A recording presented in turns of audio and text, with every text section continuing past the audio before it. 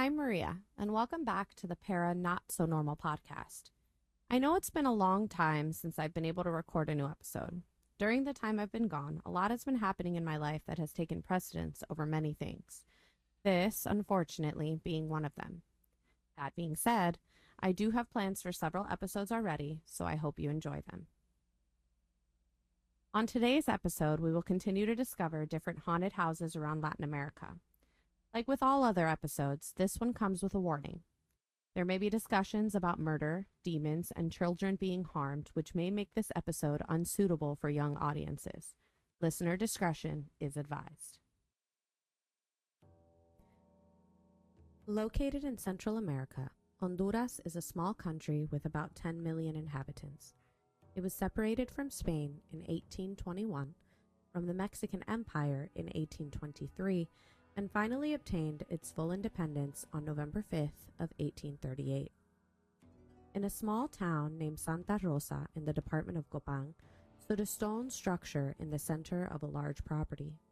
The property, owned by the Catholic Church, was said to be so haunted you could hear moaning, children crying, and strange noises in the middle of the day.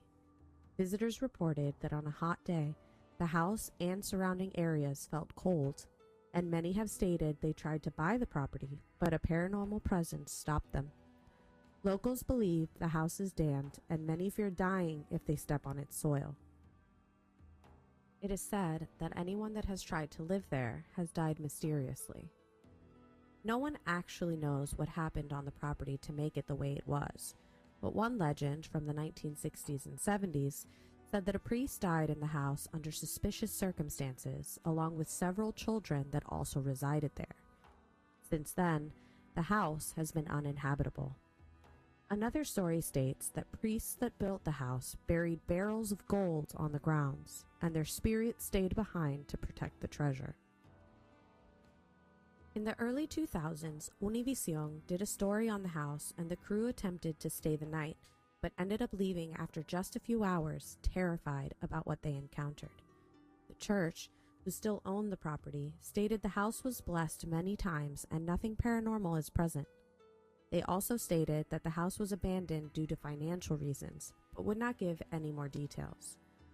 Unfortunately, or maybe fortunately, depending on what you believe, in 2020, several strong storms happened in the area, and the house succumbed to Mother Nature and is no longer standing.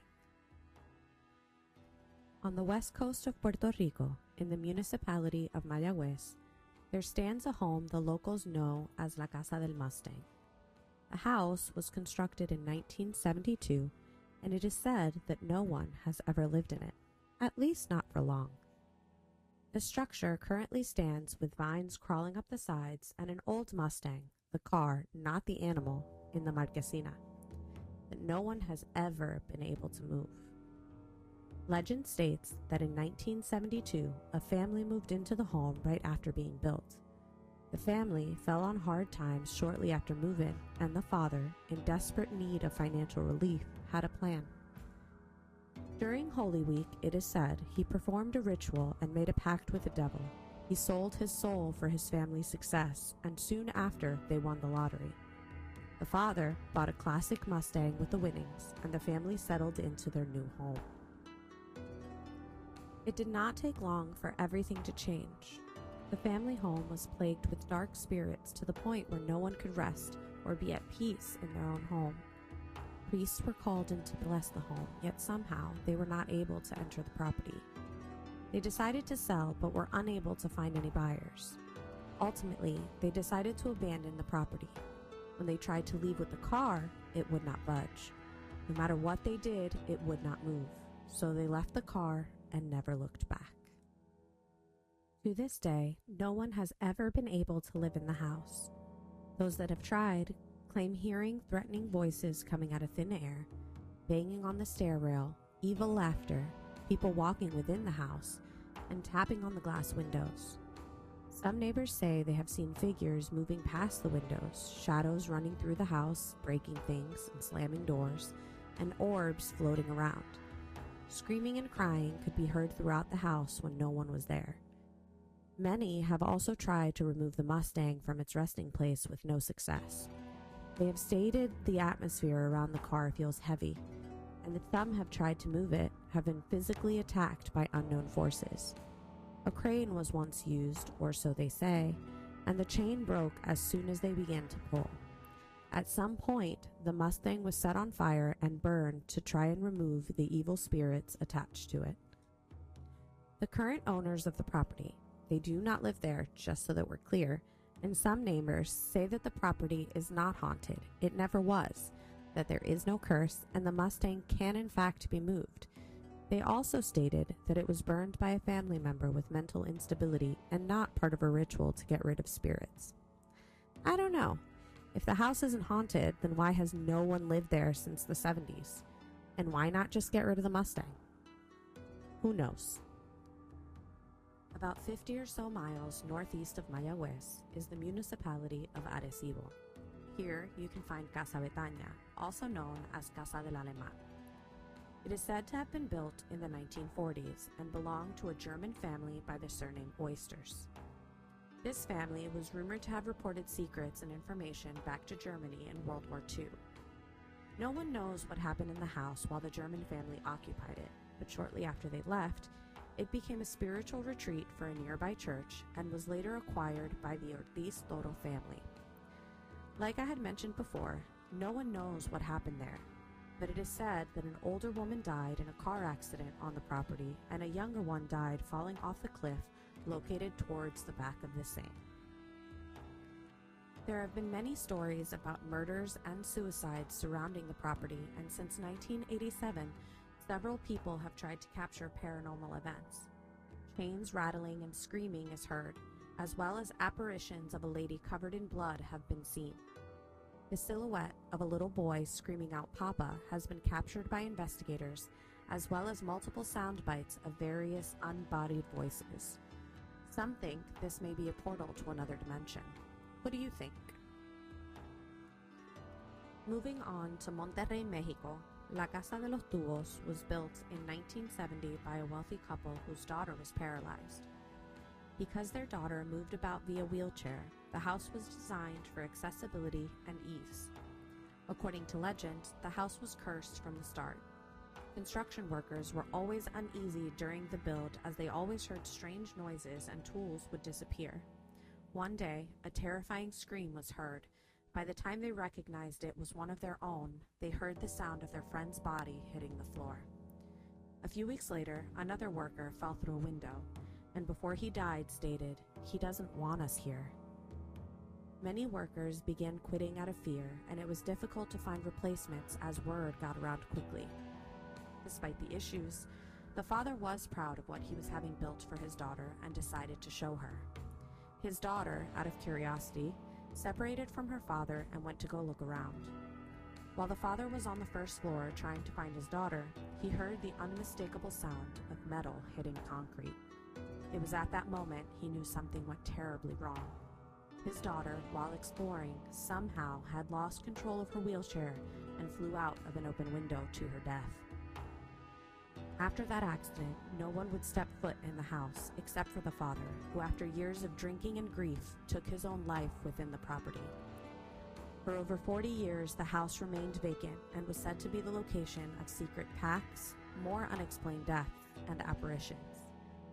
In 2016, the property was sold, rebuilt, remodeled, and is currently being lived in with no indications of paranormal activity. The next story is the last story in this episode, and yes, I did save the best for last, but best doesn't mean good. This story can be triggering for some and does talk about the dark sides of mental health issues, so if you would like to skip this one, please do. In Querétaro, Mexico, there is a family home that is boarded up and fenced to keep the public out. This home is known as Casa de la Hiena, or Casa Mijangos. Its backstory is very real and very frightening. Claudia Mijangos was born in Mazatlán, Mexico on May 25th of 1956 to a privileged family. As an adult, she married Alfredo Castaños Gutiérrez and had 3 children, Claudia María, Ana Belén, and Alfredo Antonio. After her parents' death, she inherited some money and the family moved to Querétaro to start a new life. In the 1980s, Claudia became obsessed with Father Ramon, a teacher and a priest who worked at the school she taught at. She became emotionally unstable and the couple sought out some family therapy. Unfortunately, the marriage was unrepairable as infidelity had occurred, and in early 1989, the couple separated. At 33 years old, Claudia had begun hallucinating and hearing voices that she stated were of angels and demons. This, however, was overlooked and unfortunately led to tragedy. On April 23rd of 1989, Alfredo dropped the children off after school at the family home. He asked Claudia about Father Ramon and pleaded with her to get back together. Claudia rejected him and he went on his way. The next day, on April 24th, just shy of 4 a.m., Claudia heard a loud voice. She freaked out and called her friend Veronica, who stated she would be there later that morning. Claudia proceeded to get dressed and go down to the kitchen where she grabbed 3 knives. Claudia, who later claimed she was possessed by a demon, then stabbed her 3 children to death. Once caught, she was diagnosed with schizoaffective disorder and sentenced to 30 years in prison for infanticide. The house remains empty of the living to this day. The neighbors state that children's screams can still be heard, so loud they can hear them from their own homes. Children have been heard begging for mercy. Lights and shadows can be seen inside, and doors will open and shut on their own. Voices and footsteps can be heard, and children looking through windows can be seen. One account states that a bleeding child can be seen looking through the second-story window. Many have seen the apparitions, and neighbors swear demons are present inside the home. A paranormal investigator even caught a small child's voice on camera saying, "No, mama." There's a video on YouTube that can still be found if you dare to watch, of a father and his young son, maybe 9 or 10 years old, who go to the house to explore around 2 a.m. Father, while recording the whole experience, was standing in a room while his son was in the doorway. Suddenly, his son was pulled to the ground by an unseen force. In a panic, the father stopped recording and got his son out of the house to safety. Claudia Mijangos was released from prison in 2019, but she remains in a psychiatric facility to this day due to her mental state. And that concludes the episode. Let me know what you think in the comments, and feel free to leave me an email at the address listed in the description. I would love to get some feedback and even some ideas for future episodes. Hasta la próxima!